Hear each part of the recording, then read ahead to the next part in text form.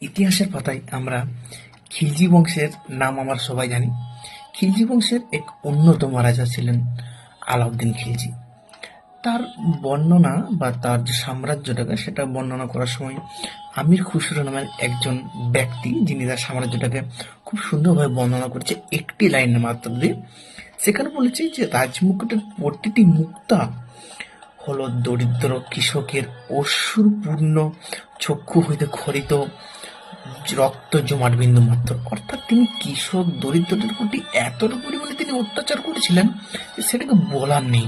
তিনি তাদের সমস্ত জমি, তাদের সমস্ত সম্পত্তি তিনি লুট করে নিয়েছিলেন এবং তিনি তার সমস্ত সম্পত্তি, সমস্ত জমি জায়গা তিনি তার নিজের নামে করে দিয়েছিলেন।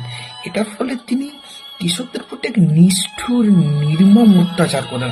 এমনকি তখনকার দিনে যারা হিন্দু ঘরে ছিল তাদের যে মহিলারা, সেই মহিলারা মুসলিম ঘরে গিয়ে পারিশ্রমিক করতো এবং তাদের পরিশ্রম করার পরে তাদেরকে একটা টাকা দিত। সে টাকা নিয়ে হিন্দু ফ্যামিলিরা বেঁচে থাকতো। তাহলে এটা থেকে আমরা এটাই বুঝতে পারি যে তখনকার দিনে মুসলিম শাসকেরা আমাদের হিন্দুদের প্রতি বা আমাদের প্রতি কতটা পরিমাণে নিষ্ঠুর অত্যাচার বা নির্মম অত্যাচার করেছে।